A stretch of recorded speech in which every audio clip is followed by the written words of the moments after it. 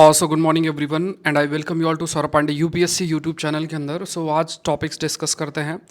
आज का जो हिंदू सेशन है उसके टॉपिक्स जो हैं let's discuss. So the first topic is Palk Strait के बारे में, देन T0 सेटलमेंट क्या है, future of Germany, beer industry मतलब you can mention about the climate change and all.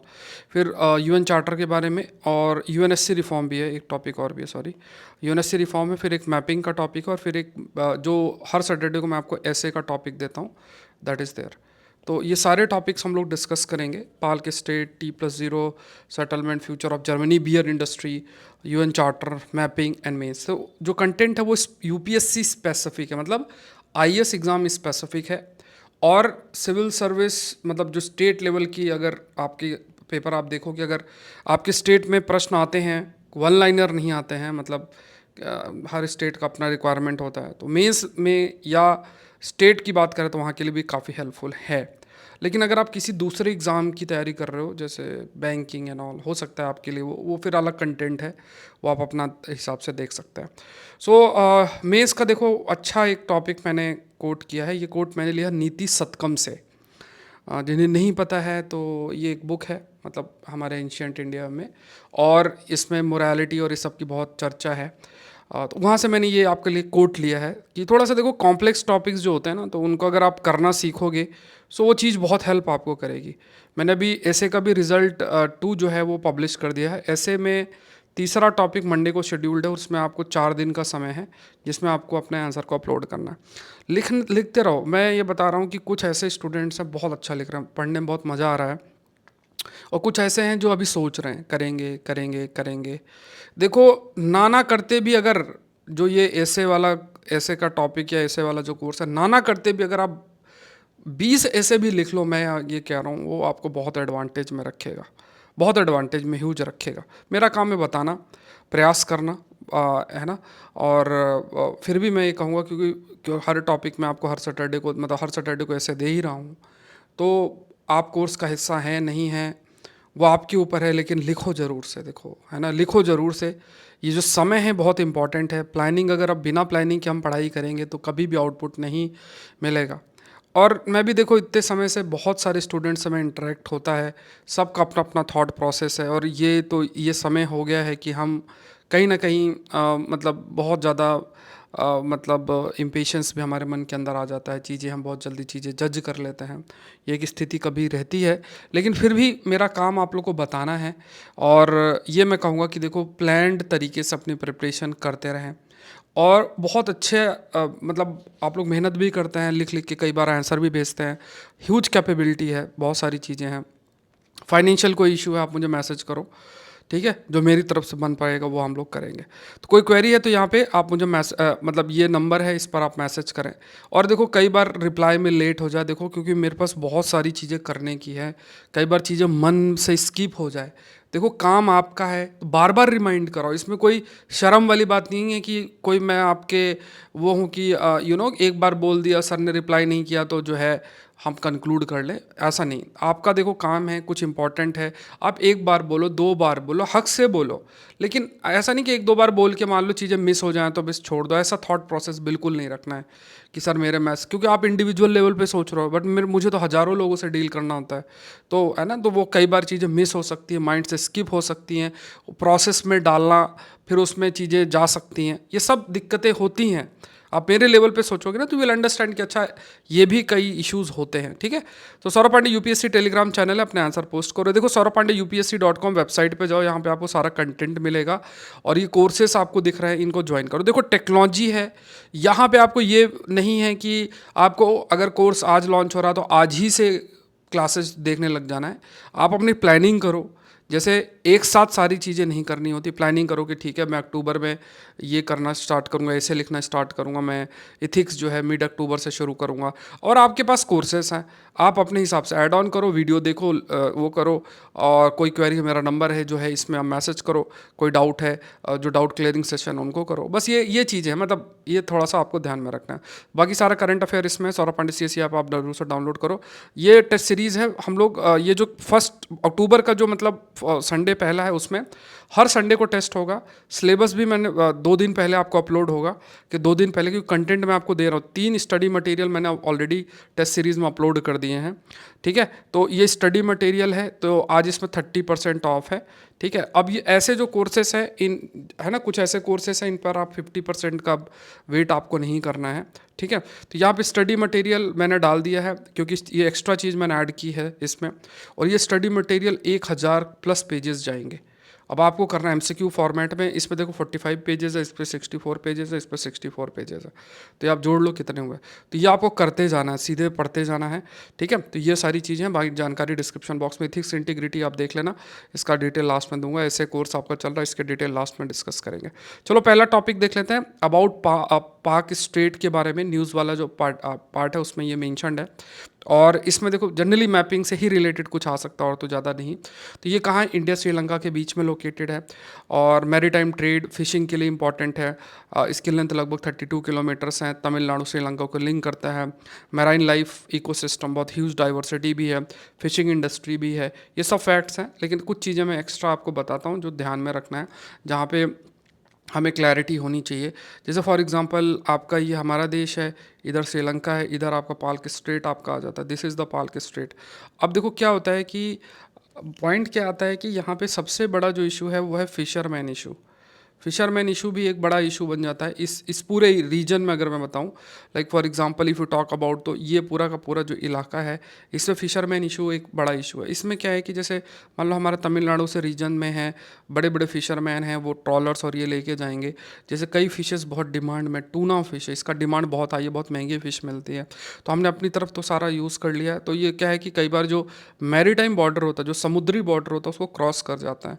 Cross करने के बाद क्या होता है, जैसे ये मैरीटाइम बॉर्डर है, तो इसको क्रॉस कर जाएंगे। जब हम इसको क्रॉस कर जाएंगे तो फिर वहाँ की जो मान लो श्रीलंका की जो नेवी है या कोस्ट गार्ड उनकी है, वो हमें पकड़ लेती है, और फिर वो एक पॉलिटिकल इशू बन जाता है।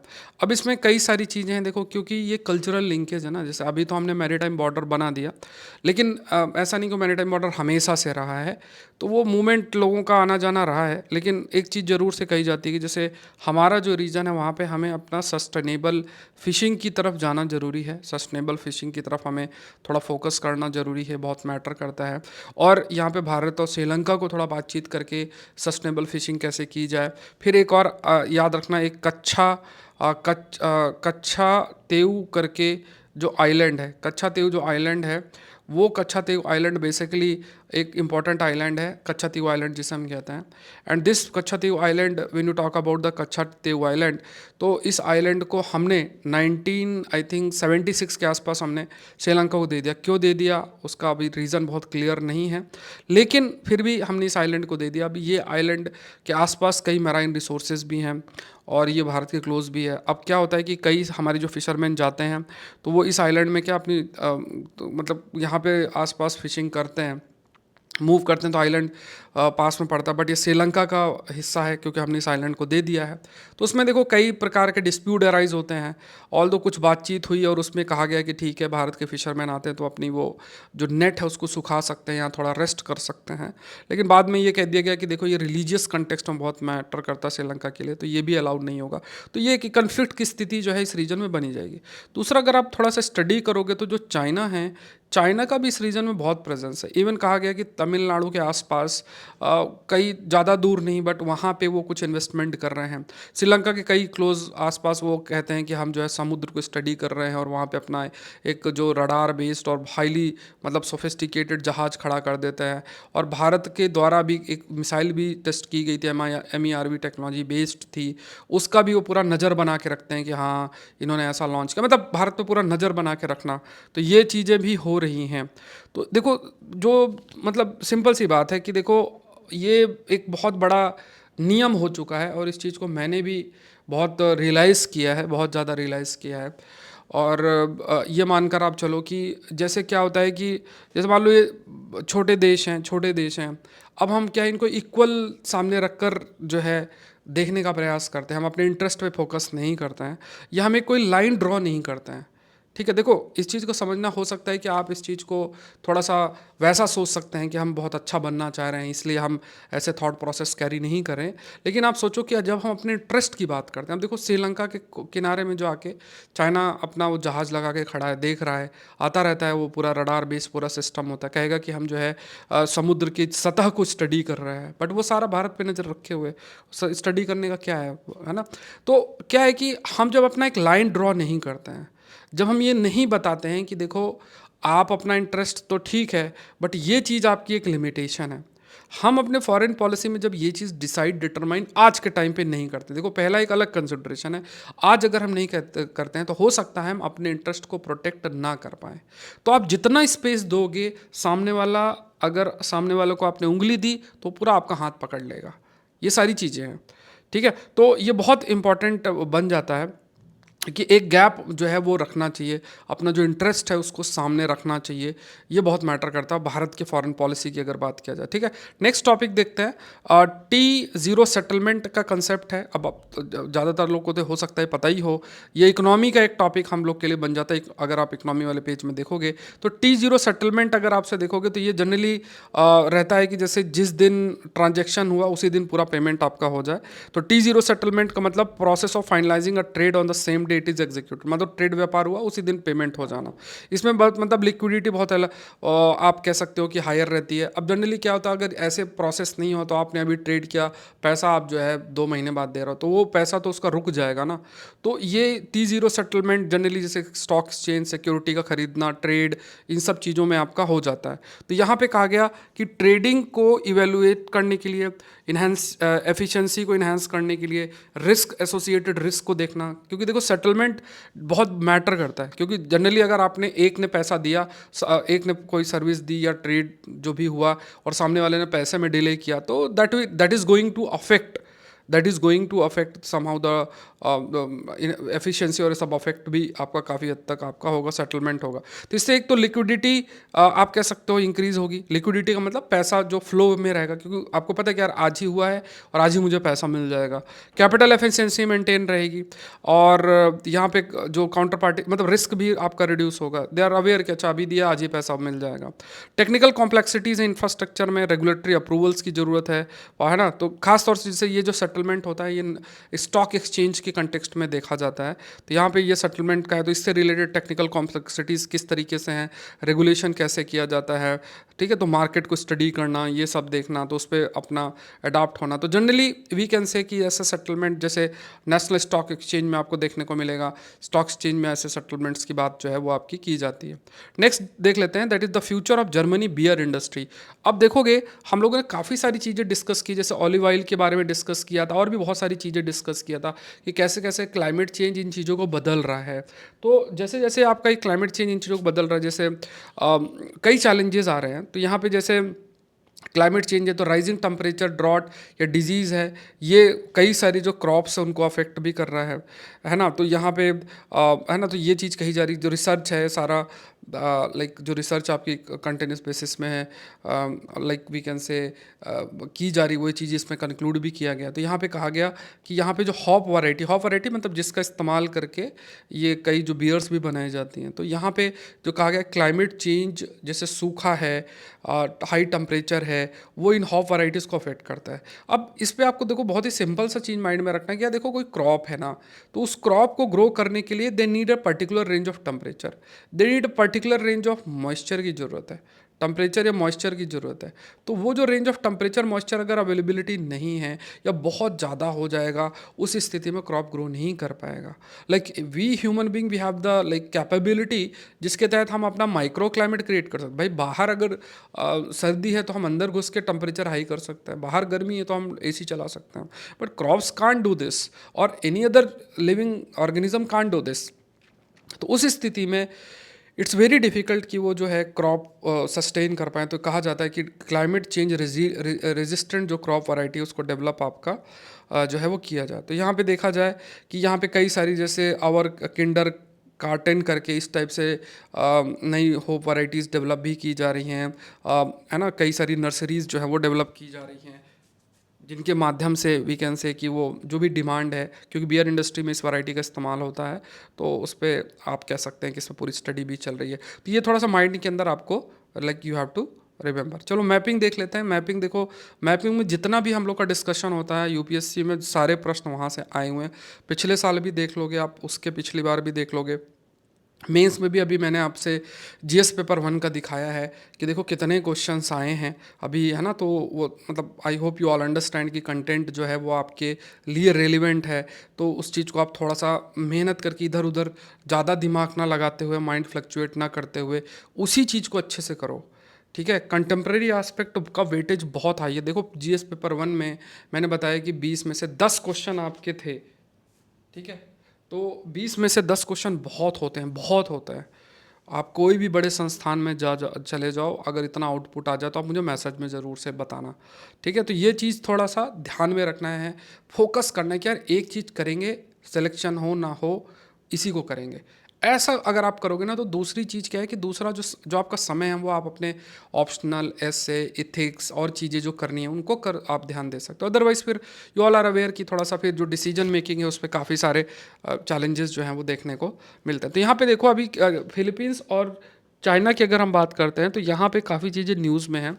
और साउथ चाइना सी रीजन में तो यहाँ पे कुछ जगहें आपको याद रखना, जैसे Johnson Reef, Sabina Shoal, Thomas Shoal, ये फिलीपींस है। यहाँ पे Mischief Reef, Hughes Reef, Subi Reef, Gaven Reef, Fiery Reef, Cuarteron Reef. तो ये पता होना चाहिए। तो यहाँ पे देखो कुछ आप देख लेना पीडीएफ में। कुछ तो देखो चाइना के द्वारा एडमिनिस्टर्ड है, कुछ जो है फिलीपींस के द्वारा, कुछ आपका डिस्प्यूटेड है। डिस्प्यूटेड इसमें सबीना शोल को ज़्यादा कहा जाता है। तो क्योंकि देखो ये फिलीपींस के पास है, जो चाइना के पास है तो चाइना तो देने से रहा नहीं।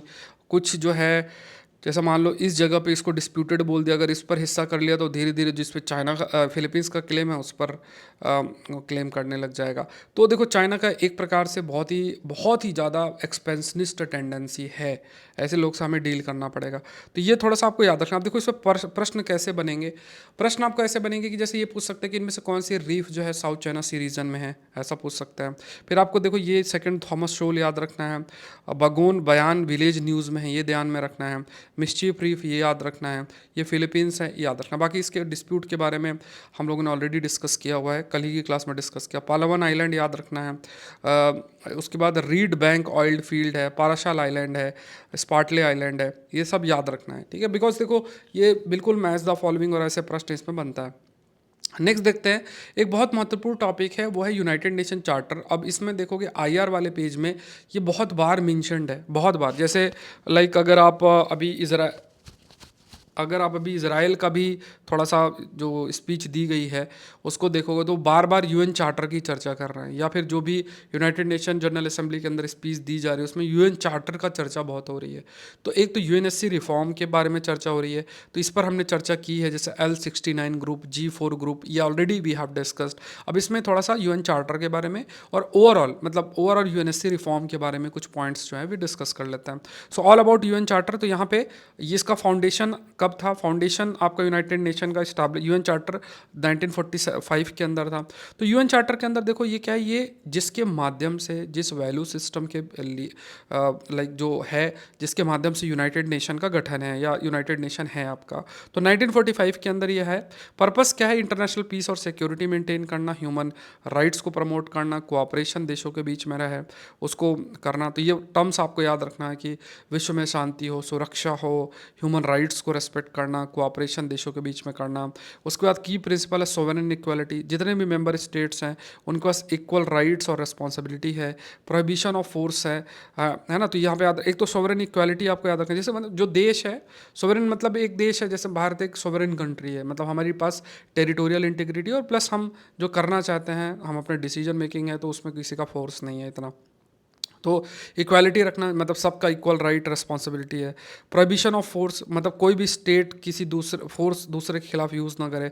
Self determination, rights of people to determine their political status, लोगों का राइट है कि वो अपने पॉलिटिकल जो राजनीतिक स्टेटस उसको डिटरमाइन कर सकते हैं, साथ में अपना आर्थिक, सामाजिक और जो सांस्कृतिक विकास उसमें कर सकते हैं। तो ये प्रिंसिपल्स आपको याद रखना है, sovereign equality, prohibition of force and self determination, ये बहुत इंपॉर्टेंट है। अब यहाँ पे कहा गया है कि इस चार्टर पे कुछ बदलाव करने की ज़रूरत है। क्यों करने की ज़रूरत है? क्योंकि करंट जो चैलेंजेस है उसको मीट करने के लिए। देखो यहाँ प्रश्न आपके लिए ये बन सकता है कि क्या हमें यूनाइटेड नेशन चार्टर को चेंज करना चाहिए या उसमें कुछ बदलाव होना चाहिए। तो अभी देखो ब्राज़ीलियन प्रेसिडेंट जो है उन्होंने भी क्या कहा कि सिक्योरिटी काउंसिल के इफेक्टिवनेस की बात की गई है। ठीक है, सिक्योरिटी काउंसिल जो है उसके इफेक्टिवनेस की बात की गई कि ब्राज़ीलियन जो प्रेसिडेंट है उनका कहना है कि जो सिक्योरिटी काउंसिल उसकी इफेक्टिवनेस इतनी नहीं है, तो उसकी इफेक्टिवनेस को इम्प्रूव करने के लिए हो सकता है कि उसमें रिफॉर्म के लिए यूएन चार्टर की ज़रूरत आपको पड़े, यूएन चार्टर पर रिफॉर्म करने की ज़रूरत पड़े। इंटरनेशनल डिस्प्यूट सेटलमेंट की बात किया जाए तो यहाँ पे लाइक चार्टर का जो एक रोल होना चाहिए जिससे कि डिस्प्यूट सेटल हो, वो भी नहीं हो रहा, तो इसलिए रिफॉर्म की ज़रूरत है। और अभी जितने भी कन्फ्लिक्ट हो रहा है उस कंटेक्स्ट में यूनाइटेड नेशन चार्टर को रेलिवेंट करने के लिए भी इस पर कुछ चेंजेस करने की बात की। तो बहुत सारे लीडर्स हैं, उन्होंने इस बात पर चर्चा भी की है। ग्लोबल इम्पैक्ट देखें तो पीस कीपिंग ऑपरेशन है, तो यहाँ पे जैसे कई पीस कीपिंग, जैसे भारत भी बहुत ज़्यादा पार्टिसिपेट करता है पीस कीपिंग फोर्सेस में।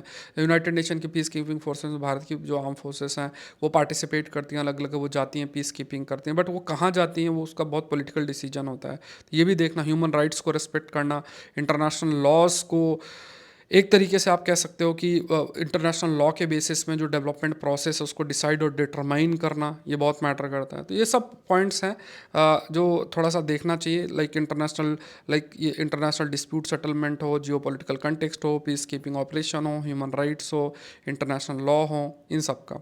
अब देखा जाए, नेक्स्ट देखते हैं all about UNSC reforms, United Nation Security council के रिफॉर्म की अगर बात किया जाए, नेक्स्ट देख लेते हैं क्योंकि इस पर भी बहुत चर्चा हुई है। इस पर इंडिया के कंटेक्स्ट में हमने L69 ग्रुप और ये सब देखा है। और ये याद रखना, इतना content that is more than sufficient if you are writing on UN charter.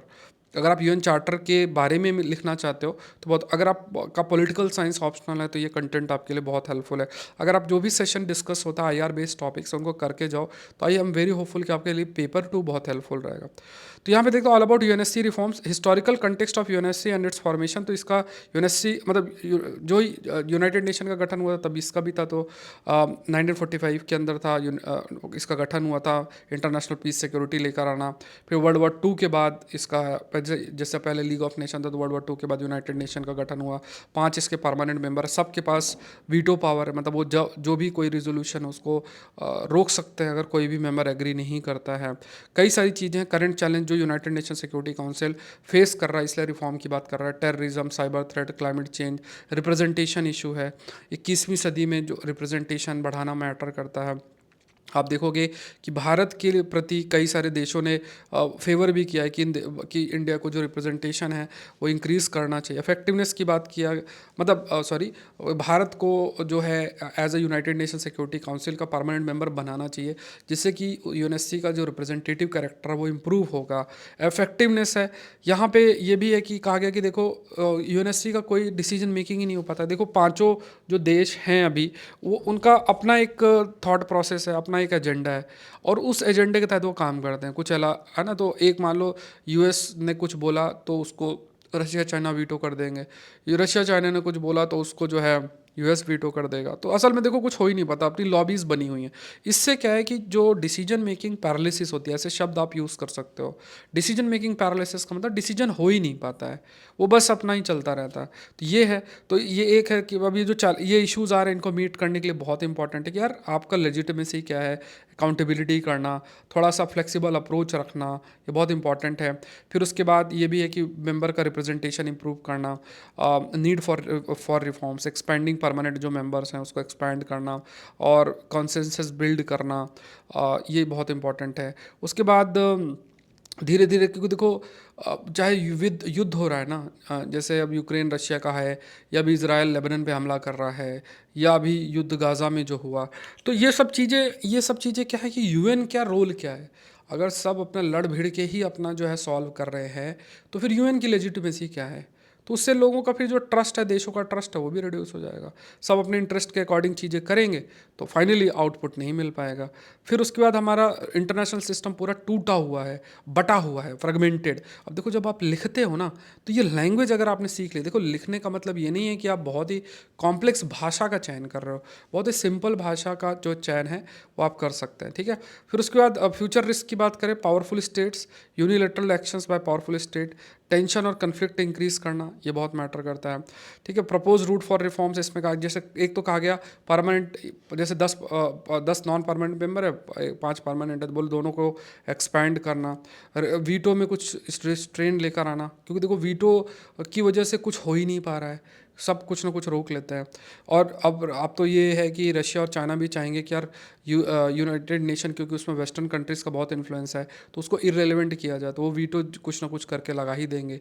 ऐसा ही अगर मान लो रशिया चाइना ने प्रपोज किया, तो उसको वीटो वेस्टर्न कंट्रीज़ लगा देंगी। तो ये है वर्किंग मेथड को इन्हेंस करना। और ये भी है कि कुछ जो देश है एशिया, लैटिन अमेरिका और अफ्रीका, वहाँ के नेशन का रिप्रेजेंटेशन इंप्रूव करना। तो ये थोड़ा सा सोचना, जैसे आज आप लोग ये कर सकते हैं, यूनाइटेड नेशंस सिक्योरिटी काउंसिल के रिफॉर्म्स पर कुछ चर्चा कर सकते हैं, कुछ लिख सकते हैं। लिखने की कोशिश आप ज़रूर से इस पर करें, यूनाइटेड नेशन चार्टर पे थोड़ा सा आप लिखने का प्रयास ज़रूर से करें। आईआर का बहुत ही महत्वपूर्ण टॉपिक है, इससे बिल्कुल प्रश्न आपके लिए फ्रेम हो सकता है। तो यहाँ पे कहा गया वीटो पावर को अर्जेंट सिचुएशन में उसको लिमिट करना बहुत मैटर करता है। वीटो यूज़ का क्लियर गाइडलाइंस होना चाहिए। उसके बाद ओपन डिबेट्स और जो रोल है नॉन परमानेंट मेंबर्स को, उसको इम्प्रूव करना चाहिए कि आप 10 नॉन परमानेंट बना तो रहे बट उसको कोई रोल ही नहीं देखना चाहिए। फिर उसके बाद इंक्लूसिविटी और डाइवर्स पर्सपेक्टिव प्रमोट करना, डिफरेंट इमर्जिंग पावर्स की प्रेजेंटेशन को इम्प्रूव करना, और new permanent member India Brazil को इंक्लूड करना। और इंटरनेशनल पीस सिक्योरिटी की बात करें, उसमें और ज़्यादा इफेक्टिव होना और इक्विटेबल होना, मतलब सबको एक मौका समान रहे, कि ऐसा ना हो कि कहीं आप पीस कम प्रमोट कर रहे हो अपने हिसाब से, कहीं नहीं कर रहे हो, ये देखना है। फिर जो इफेक्टिवनेस है पीस कीपिंग ऑपरेशन का, तो उसमें पूरा क्लियर मिशन होना चाहिए कि अच्छा पीस कीपिंग ऑपरेशन इस पे ये ऑब्जेक्टिव, ट्रेनिंग प्रोग्राम रन करना, और उसके बाद पॉलिटिकल रियलिटी जो नीचे, उसको ध्यान में रखना। उसके बाद अगर देखा जाए तो अगर रिफॉर्म करना है यूएनएससी को, तो यहाँ पे एक आर्टिकल 108 समझना, जिसमें 2/3 मेजोरिटी जनरल असेंबली की चाहिए होगी, एंड है ना। तो ये है मतलब 2/3 मेजोरिटी जनरल असेंबली के माध्यम से जो रेजोल्यूशन है वो किसी मेंबर को अगर इंक्लूड करना है तो वो इस्टेब्लिश हो सकता है। एंड जो पॉलिटिकल इंटरेस्ट है परमानेंट मेंबर का, उस पर वो एक बड़ा चैलेंज है। बड़ा चैलेंज इसलिए क्योंकि देखो कुछ एग्री करेंगे, कुछ एग्री नहीं करेंगे, विश्व पोलराइज्ड है। फिर उसके बाद यहाँ पे जनरल असेंबली के रोल की बात करें तो प्लेटफॉर्म फॉर वॉइसिंग कंसर्न, मतलब क्योंकि देखो पहला जनरल असेंबली तो ऐसा हो गया ना कि सारे देश जितने भी यूनाइटेड नेशन का हिस्सा, उनकी एक जो पार्लियामेंट टाइप बोलो तो वो हम कहते हैं जनरल असेंबली। तो वहाँ भी लाइक रिफॉर्म्स और इन सब की बात की जा रही है जनरल असेंबली के माध्यम से ही। जो यूनाइटेड नेशन का रिफॉर्म है उसमें हम फर्दर प्रोसीड कर सकते हैं। अब अलग अलग देशों के इंटरेस्ट को ध्यान में रखना बहुत मैटर करता है। तो यहाँ पे कई प्रयास किए, जैसे 1965 में एक्सपेंशन हुआ था नॉन परमानेंट मेंबर का। 2005 वर्ल्ड समिट में भी प्रपोज रखा था कि मेंबर एक्सपेंशन करने के लिए। हाई पैनल जो लेवल पैनल है उसने भी रिकमेंड किया कि हाँ, जो परमानेंट मेंबर्स हैं, परमानेंट मेंबर्स का जो है थोड़ा एक्सपेंशन करना चाहिए। ठीक है, चलो थोड़ा सा मैं आपको दिखा देता हूँ, 2 मिनट आप लेना। इसमें देखो जीएस पेपर 1 में हमारे कितने क्वेश्चंस आए हैं, just go through these thing. तो यहाँ पे आप देख सकते हो क्वेश्चन नंबर 19 है, ये आप सेशन लिखा है तो आप देख लो, सौरभ पांडे यूपीएससी, ये डेट लिखा 19 अक्टूबर का सेशन है, ये पूरा इसमें मेंशन्ड है। जीएस पेपर 1 में क्वेश्चन नंबर 19 इससे आपका होगा, ये पूरा एक्सप्लेन्ड है, ये देख लो। ये जीएस पेपर 1 है जिस पे कहा जाता है करंट अफेयर का रोल नहीं है। कल्चरल डाइवर्सिटी, सोशियो इकोनॉमिक मार्जिनलिटी है, तो इस पर आप देख लो। तो यहाँ पे आप क्लासिकल लैंग्वेज के बेसिस पे, जो लैंग्वेज को एक बेसिस बना के इस पर लिख सकते हो। फिर ट्विस्टर टोर्नाडो, इसका देख लो 11 जनवरी 2024। फिर ऑरोरा ऑस्ट्रेलिस ऑरोरा बोरेलिस की बात करो तो यहाँ पे भी 12 सितंबर को सेशन है, उसमें है। उसके बाद if you can see here, यहाँ पे भी देखो ग्राउंड वाटर का है, ये मैं जो पुराने संस्थान में था उससे है ये, 13 नवंबर 2012। ठीक है, ये है आपका 2022 सॉरी, इसमें ये गैंगटिक प्लेन वाला क्वेश्चन है ना, ग्राउंड वाटर वाला क्वेश्चन है, तो आप आंसर कर सकते हैं। इंटरकास्ट मैरिज देखोगे तो ये पहले डिस्कशन हमारा हुआ था, ये भी 13 फरवरी 2021 का क्वेश्चन है। और इसमें ऑनरेबल सुप्रीम कोर्ट ने कास्ट और इसके बेसिस में अपना जजमेंट दिया था। उतना पुराना टॉपिक इन्होंने बट हमने कवर किया था। फिर जेंडर गैप रिपोर्ट के बेसिस में क्वेश्चन नंबर 8 आंसर हो जाएगा। ये सेशन आपका देख लो 16 जून को है। फिर जेंडर गैप रिपोर्ट पूरा आपका है। फिर डेमोग्राफिक विंटर का जो है कंसेप्ट आपको याद रखना है। अब इसमें पूरा एक्सप्लेन्ड है, ऑल दो आपको आइडिया होना चाहिए। जब जैसे एआई विंटर मैंने डिस्कस किया, तो अगर आपको आइडिया डेमोग्राफी विंटर क्या है, तो आप पूरा क्या इसमें फैक्टर्स है सब इस आर्टिकल्स में मेंशन्ड है। That is 13 July 2024 Hindu session आप देख लेना, 13 जुलाई 2024। ठीक है, 13 अगस्त 2022 के सेशन में भी माइग्रेशन वाला टॉपिक कवर्ड है, पॉपुलेशन से रिलेटेड। क्लाउड बस्ट की बात करोगे 6, तो ये 11 सितंबर 2022 को जो मैं पुराने संस्थान में था उसमें कवर्ड था। माइग्रेशन वाला टॉपिक अगर आप देखेंगे, क्वेश्चन नंबर 5 माइग्रेशन वाला, ये 28 दिसंबर 2022। उसके बाद है ना, तो ये इवन ये माइग्रेशन वाला क्वेश्चन मैंने फ्रेम भी किया था। उसके अलावा इफ़ यू सी ये माइग्रेंट पॉलिसी पे 5 अप्रैल 2022 को भी आर्टिकल आया हुआ था। ट्रॉपिकल साइक्लोन का देखोगे तो ये आपका 3 जुलाई 2024 को है। तो ये सब आपको यू कैन सी कितना सारा कंटेंट आ रहा है। और प्रीलिम्स में तो मोर अराउंड 50 क्वेश्चंस प्रीलिम्स में आए थे। तो अब आपके ऊपर है कि आप प्रीलिम्स और मेंस के लिए किसको और कैसे इंपॉर्टेंट, करंट अफेयर्स तो देखो छोड़ना ही मत। ठीक है, सब इंसान को कोई ना कोई गॉड गिफ्ट मिलता है। भगवान ने मुझे एक छोटा सा गिफ्ट जो एक तरीके से दिया हुआ है कि जो करंट अफेयर्स है ना, उसमें जो नज़र बन जाती है कि यार ये टॉपिक है, तो वो उसमें आप ये 1 साल से नहीं हो रहा, हो सकता आप में से नए कुछ जो है जुड़े हों, और ये 4-5 साल से ऐसे ही क्वेश्चंस आ रहे हैं। ठीक है, तो इसमें आप ये मत सोचना कि सर तो अपने सेशन का बता रहे हैं। देखो, इसका सिर्फ जस्ट टू हाईलाइट कि देखो ये रेलिवेंट है, ये इम्पॉर्टेंट है, तो मिस नहीं करना है। और बाकी देखो आपका डिसीजन मेकिंग है, वो है, लेकिन इन चीज़ों को ध्यान में रखना, अच्छे से कवर करना, मतलब जम के मेहनत करके कवर करना है, मैं ये कहना चाहूँगा सिर्फ। ठीक है, तो करंट अफेयर प्लस वाला जो कोर्स है, इसका प्राइस भी कोर्सेज का बहुत हाई नहीं। इतने क्वेश्चन किसी के कोर्स में आ जाए ना तो 50,000 फीस रख दे और लोग देंगे भी। ठीक है, बट अभी यहाँ पे कोई ऐसा प्राइस नहीं, बट जस्ट फोकस, मेरा मानना ये है कि आपको फोकस करना है। प्रीलिम्स टेस्ट सीरीज़ है, आज 30% ऑफ है, आप देख लेना। और ये मैंने स्टडी मटेरियल 150 पेज का डाल दिया है, 150 पेज। इसमें ऐसे 28 सेट है। ठीक है, 28 सेट है, उसके बाद 30 टेस्ट है, टोटल 30 टेस्ट है। लगभग 1000 से ऊपर पेजेस की स्टडी मटेरियल आपको इसमें मिलेंगे। ठीक है, जो लगभग पुराने कंटेंट कवर करेंगे। उसका इथिक्स का कोर्स है, एसे का कोर्स है, ये सब आप देख लेना कुछ है ना। तो बाकी डिटेल आप देख लो, saurabhpandey.upsc.com में चले जाना, वहाँ पे सब कुछ आपको मिल जाएगा, या फिर डिस्क्रिप्शन बॉक्स में जो लिंक है वहाँ पे आपको सारे कोर्सेज के लिंक मिल जाएंगे। बाकी नंबर आप याद रखना इस पर।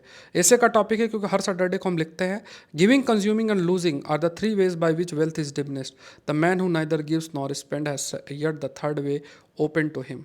बहुत सोच के लिखना पड़ेगा, 1000 शब्द लिखना आसान नहीं है ऐसे टॉपिक्स में। ज़रूर से लिखो, ठीक है, और लिखो ज़रूर से। ऐसे का मास्टरिंग ऐसे वाला कोर्स है, उसमें आप अपने ऐसे अपलोड करो, इवेलुएट करवाओ, देखो दूसरे कैसे लिख रहे हैं, आप कैसे लिख रहे हो, और जो उनके वीडियो लेक्चर है कोर्स में उसको आप लोग फॉलो करो। बट डिले नहीं करना है, लिखते जाओ।